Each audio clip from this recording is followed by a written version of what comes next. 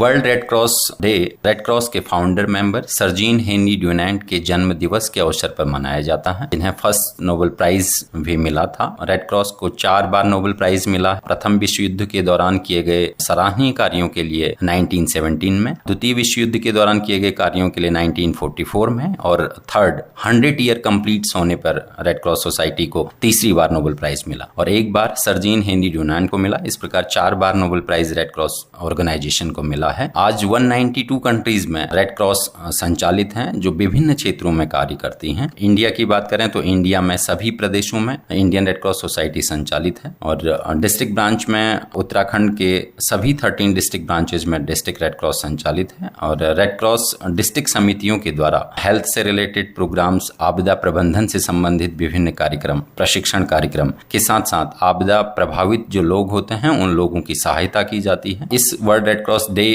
की जो थीम है बी ह्यूमन काइंड, दयालुता का भाव प्रत्येक व्यक्ति के मन में होना चाहिए और उसी दयालुता के भाव को देखते हुए वो मानवता की सेवा के लिए प्रेरित रहे। इसी भावना के आधार पर 8 मई वर्ल्ड रेड क्रॉस डे के अवसर पर उत्तराखंड के प्रत्येक डिस्ट्रिक्ट ब्रांचेज में कहीं ब्लड डोनेशन कैंप संचालित किए जाने का प्रस्ताव है, कहीं स्वास्थ्य शिविर संचालित होंगे। कुछ कॉलेज जहाँ की यूथ रेड क्रॉस संचालित है उनमें red cross be human kind से रिलेटेड विचार गोष्ठियां आयोजित किए जाने का प्रस्ताव है। जानना चाहेंगे कि जैसा कि रेड क्रॉस, तो रेड क्रॉस ये चिन्ह क्या इंगित करता है और इस दिवस को आज के दिन मनाए जाने का मुख्य उद्देश्य क्या रहा है? रेड क्रॉस का जो चिन्ह है, जो एम्बलम लोगो है, वो स्विट्जरलैंड की साइंस से रिलेटेड है। वहाँ का जो नेशनल फ्लैग है उस फ्लैग का ठीक अपोजिट रेड क्रॉस है।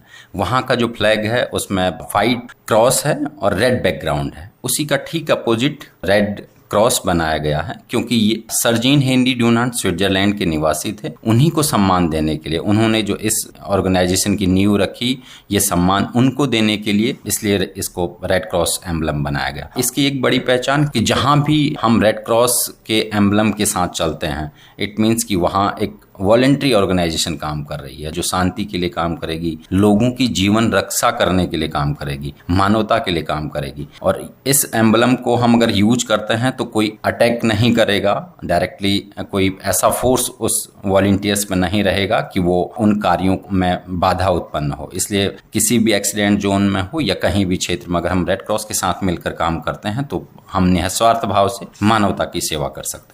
जी हरीश जी, वर्तमान में अभी रेड क्रॉस समिति किस तरह से कार्य कर रही है?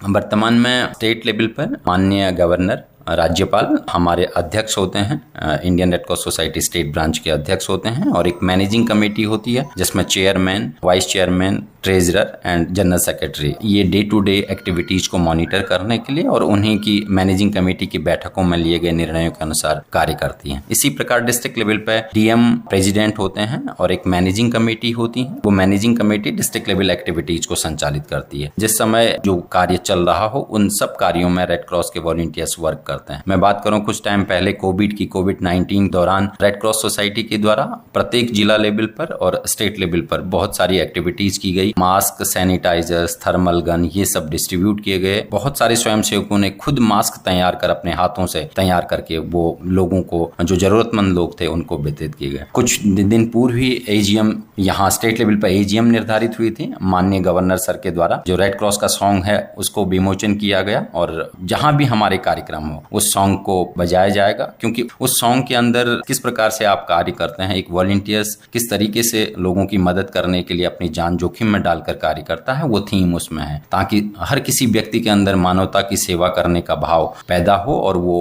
अपने स्तर से जितनी उसकी क्षमता है, जितनी उसकी अधिक से अधिक उपयोग करते हुए लोगों की मदद करे। मैं नमस्कार देहरादून का थैंक्स करना चाहूंगा और मेरा सभी प्रदेशवासियों से, देशवासियों से निवेदन रहेगा कि जो थीम है बी ह्यूमन काइंड, सभी दयालुता का भाव रखें, एक दूसरे के प्रति कैसे किसी की मदद की जा सकती है प्रेम से, और अपने जो संसाधन हैं उन संसाधनों का उपयोग करते हुए एक दूसरे की मदद करें, ताकि हम अपना देश, अपने राष्ट्र को समृद्धशाली बना सकें और सभी को साथ मिलकर चलने की प्रेरणा हम सबके अंदर हो। इसी पर हमें कार्य करने की आवश्यकता है।